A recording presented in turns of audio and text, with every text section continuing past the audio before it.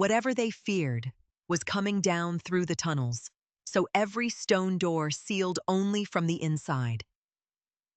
This is Derinkuyu, buried under the plains of Cappadocia. A whole city was cut straight down into rock. Its rooms drop 18 levels below the quiet fields. 20,000 people could vanish beneath this quiet plain. From the surface, almost nothing gives the city away. Nobody outside was ever meant to find the way in.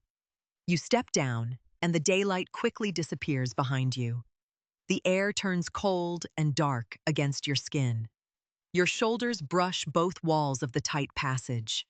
The corridors were cut deliberately narrow, and that is the trick. Only one person can pass through here at a time.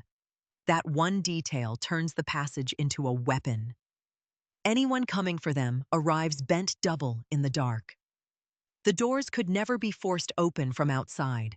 Each door is a wheel of solid rock. Some weigh half a ton, taller than a man. It rolls across the corridor and drops into a groove. From the tunnel side, there is nothing to grip. No lever, no handle, no gap for prying fingers. The mechanism only works from behind the door. Defenders push it shut and hold the whole level. A single family could seal an entire floor alone, and there is a hole bored through the door's center. Through it, defenders could watch or strike unseen. A spear could pass out while nothing came in. Every level had its own door, all the way down. Break through one, and another waits just below.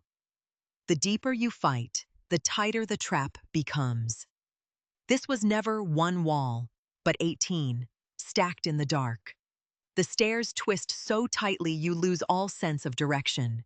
Behind you, the entrance shrinks to a distant pinprick of light. Torchlight is the only thing holding back the black. Down here, the faintest sound carries far along the tunnel. A rolling wheel of rock waits at every choke point. Pushing one shut takes several strong backs at once. Every step downward, how feels heavier than the last. The deeper it goes, the older the silence feels. So picture the attacker the builders had in mind. Someone strong enough to threaten a whole hidden town. Someone they expected, again and again, for centuries. You do not carve half-ton doors on a whim. You build them because the danger is certain. Every door faces the same way, blocking the descent. The design assumes the enemy always comes from above. Nothing here defends against anything below. The people fled downward and locked the world out. Above them, raiders could burn the empty houses. Below, the town simply waited them out in silence. Weeks of siege meant nothing to a city underground. They had stored grain, oil, and wine for months. Stables held their animals far below the daylight. A press even turned their grapes to wine down there. Cut off from the sun, life simply went on. A stumble in the dark could break a leg down here. Time itself seemed to stop inside these windowless rooms. But two problems could still kill a hidden town. Cut their air or poison their water, and they die. The builders had already solved both. Brilliantly. Deep, dark pits held enough grain to outlast any winter siege. Sealed clay jars of oil lined the cool lower rooms. Children were born and raised inside this buried world. For the raiders above, there was simply nothing left to take. You cannot starve a town you can never even find. More than 50 shafts drop straight through the city. Each one pulls fresh air down into the depths.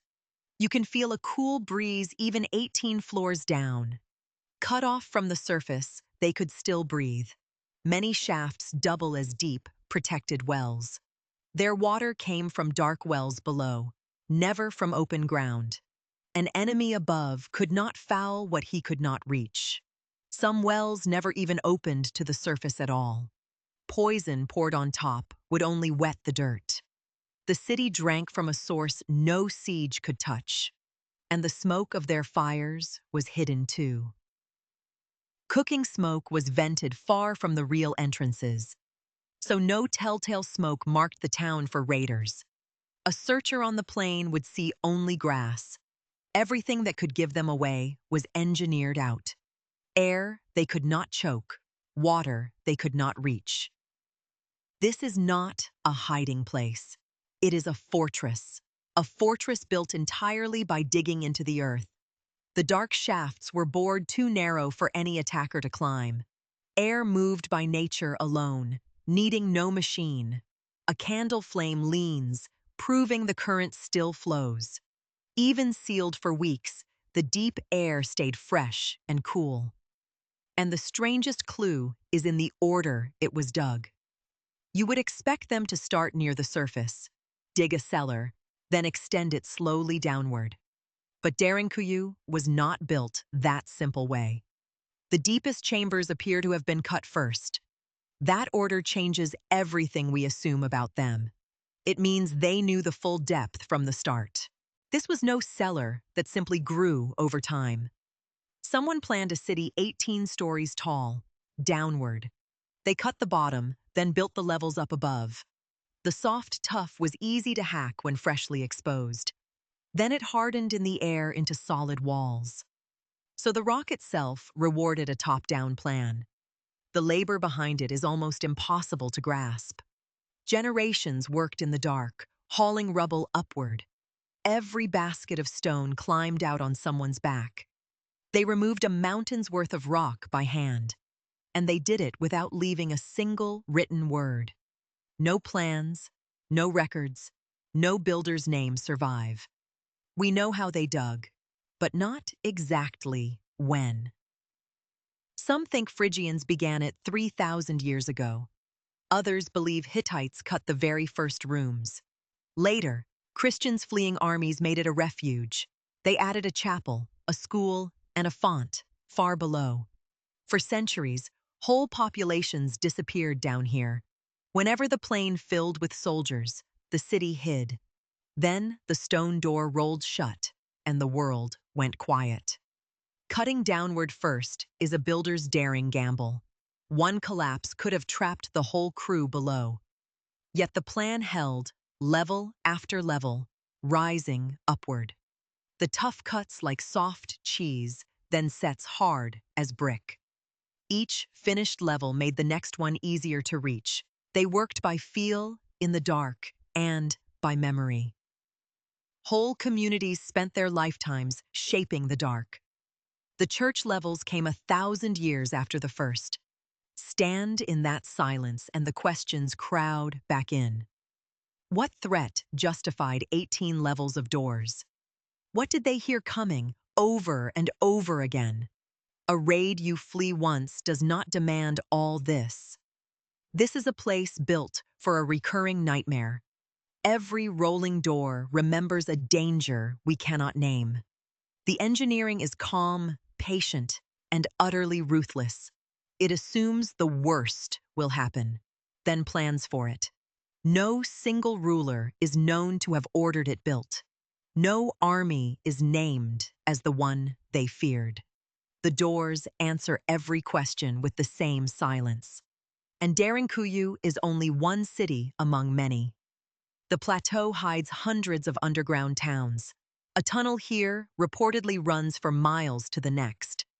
Some of those connecting tunnels remain sealed today. Whole levels were only found by accident recently. In 1963, a man knocked through his basement. Behind it, a lost city fell away into the dark. Sealed side passages branch away into the unknown. Some tunnels were closed off and never reopened. The plateau still hides tunnels no one has walked. Every survey ends at yet another dark, sealed passage. The city keeps far more than it ever gives up. How many more doors are still sealed down there? How many rooms has no lamp touched in 1,000 years? We can measure the shafts and date the tools. We can map the levels and weigh each door. But the fear that carved them stays out of reach. The builders vanished and their doors kept their secret. They sealed the world out and then sealed away why. So the questions echo down all 18 levels. Who was coming, and why did it never stop? The stone door has no answer, only a groove and a hole. They wait exactly where their makers left them, real, silent, and still ready to roll shut. A fortress dug downward against a threat lost to time. You can still climb down and stand where they hid. Under the fields of Cappadocia, the sealed doors remain. Next, the granite tower with no mortar and no builder, Great Zimbabwe.